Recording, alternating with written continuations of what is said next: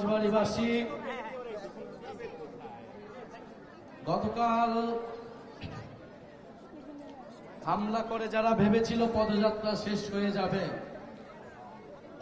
তারা সুযোগের ব্যবহার করে ভেবেছিল আতঙ্ক তৈরি করবে সারা দেশে, মানুষ আর আমাদের পথসভায় পদযাত্রায় আসবে না। যদি তারা সশস্ত্র কায়দায় না আসতো, আমরা বিশ্বাস করি আজকে রাজবাড়িতে যত মানুষ হয়েছে, গোপালগঞ্জের সাধারণ মানুষ ঠিক ততটাই আমাদের সমাবেশে আসতেন।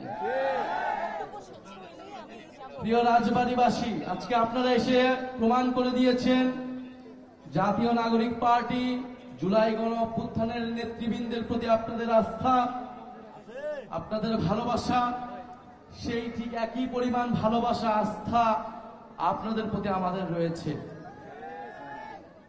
আপনাদের মেধাবী সন্তানেরা আমাদের জাতীয় নাগরিক পার্টিতে রয়েছে, যারা এই দল নয় পুরো বাংলাদেশকে বিশ্বের বুকে উজ্জ্বল করছে।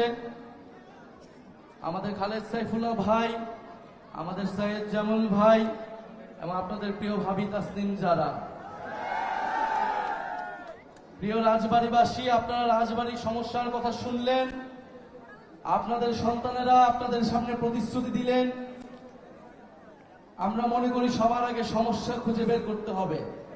যদি আমরা সমস্যাই না জানি আমরা সমাধানটা কি করব, আমরা তাই আগে সমস্যা খুঁজে বেরাচ্ছি এখন সারা দেশে।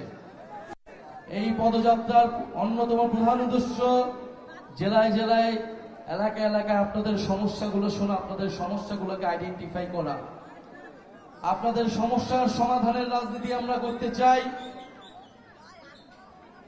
আমাদের অন্যান্য নেতৃবৃন্দ বললেন, জাতীয় নাগরিক পার্টি গণ অভ্যুত্থানের পরে যে ইনসাফের বাংলাদেশ, বৈষম্যহীন গণতান্ত্রিক বাংলাদেশ গড়ে তুলতে চেয়েছিল, সেই বাংলাদেশ বিনির্মাণে আমরা জানি লড়াই অনেক দিকে আমাদেরকে এখন করতে হবে।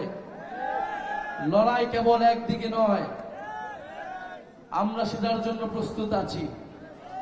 আমরা জানি আমাদের জীবনের নিরাপত্তা আপনারা, আমরা ছাড়া আর কেউ দিবে না। আপনারাই আমাদের বৈধতা, আপনারাই আমাদের নিরাপত্তা। ডিজাইন, এলিগেন্স, বিউটি, সেরা পণ্য সবার জন্য জেভিকো।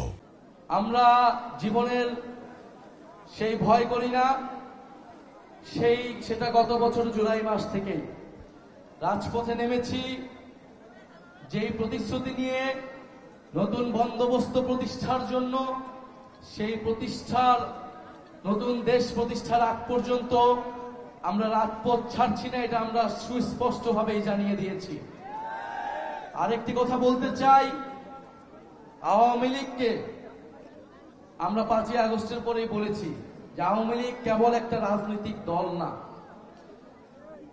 এটা তো একটা সন্ত্রাসী সংগঠন অবশ্যই, কিন্তু তার থেকেও বড় বিষয় এটা একটা ফ্যাসিস্ট মতাদর্শ।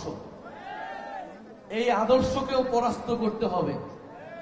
শুধু আইনিভাবে সাময়িকভাবে নিষিদ্ধ করে আমরা আওয়ামী লীগের মোকাবেলা করতে পারবো না। আওয়ামী লীগকে আমাদের আইনিভাবে, রাজনৈতিকভাবে, সাংস্কৃতিকভাবে, বুদ্ধিভিত্তিকভাবে মোকাবেলা করতে হবে। ফলে আমরা আমাদের শত্রু চিহ্নিত করেছি মুজিববাদ। এই মুজিববাদী আদর্শ আওয়ামী লীগের গোড়া, বাংলাদেশকে বিভাজিত করেছে, বাংলাদেশের মানুষদেরকে হত্যা করেছে, গুম খুন সবকিছু জায়েজ করেছে এই মুজিববাদী আদর্শের মাধ্যমে। আমরা এটাও বলেছি মুজিববাদ আর মুক্তিযুদ্ধ কিন্তু এক জিনিস না। ফলে আমাদের এই মুজিববাদীদের হাত থেকে আমাদের মুক্তিযুদ্ধকেও রক্ষা করতে হবে, বাংলাদেশের জনগণকে রক্ষা করতে হবে, ভবিষ্যৎ প্রজন্মকে রক্ষা করতে হবে। যারা বাংলাদেশকে দিল্লির হাতে তুলে দিয়েছিল, বাংলাদেশকে তাবেদারি রাষ্ট্রে পরিণত করেছিল, তাদের হাত থেকে রক্ষা করে সার্বভৌম বাংলাদেশ প্রতিষ্ঠা করতে হবে। সেই লড়াইয়ে আমরা জানি রাজবাড়ীবাসীকে আমরা পাশে পাবো। রাজবাড়ীর সাহসী সন্তানেরা জুলাই গণ অভ্যুত্থানে শহীদ হয়েছে, সেই শহীদদের আদর্শকে, আকাঙ্ক্ষাকে আমরা ধারণ করি। আমরা জানি আমাদেরকে কেউ পরাজিত করতে পারবে না, আমরা জানি আমাদের শত্রু মিত্রকে, আমাদের লক্ষ্য কি। প্রিয় রাজবাড়ীবাসী কি জানে তাদের লক্ষ্য কি? আমরা কি জানি আমাদের লক্ষ্য কি? আমরা জানি আমাদের লক্ষ্য নতুন বাংলাদেশ বিনির্মাণ করা। সেই লড়াইয়ের আহ্বান জানাচ্ছি। 3 আগস্ট আমরা শহীদ মিনারে জড়ো হচ্ছি। রাজবাড়ীবাসীকে আহ্বান জানাচ্ছি, আজকে 17 জুলাই, সময়ের স্বল্পতার কারণে আমাদের সংগ্রামী সদস্য সচিব আক্তার হোসেন কথা বলে নেই।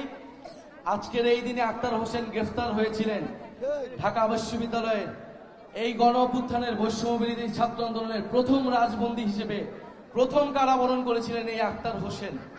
তার কারাবরণের মাধ্যমে আমরা অনুপ্রাণিত হয়েছিলাম, এই গণ অভ্যুত্থানে আমাদেরকে সাহস জুগিয়েছিল রাজপথে নামার।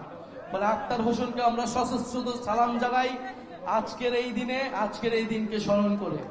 প্রিয় রাজবাড়ীবাসী, আপনাদের সামনে দেখা হবে। আপনাদের সন্তানরা সংগ্রাম করছে, লড়াই করছে। আমাদের সাথে আরো রয়েছে জাতীয় যুব শক্তির নেতৃবৃন্দ, জাতীয় যুব শক্তির আহ্বায়ক তরিকুল ইসলাম, আর স্থানীয় যে এনসিপির নেতৃবৃন্দ, বিপ্লবী ছাত্র সমাজ, বৈষম্যবিরোধী ছাত্র আন্দোলন এবং জাতীয় যুব শক্তি শ্রমিক ঐক্যের নেতৃবৃন্দ যারা রয়েছেন, তাদের সবাইকে ধন্যবাদ এবং কৃতজ্ঞতা জানাচ্ছি।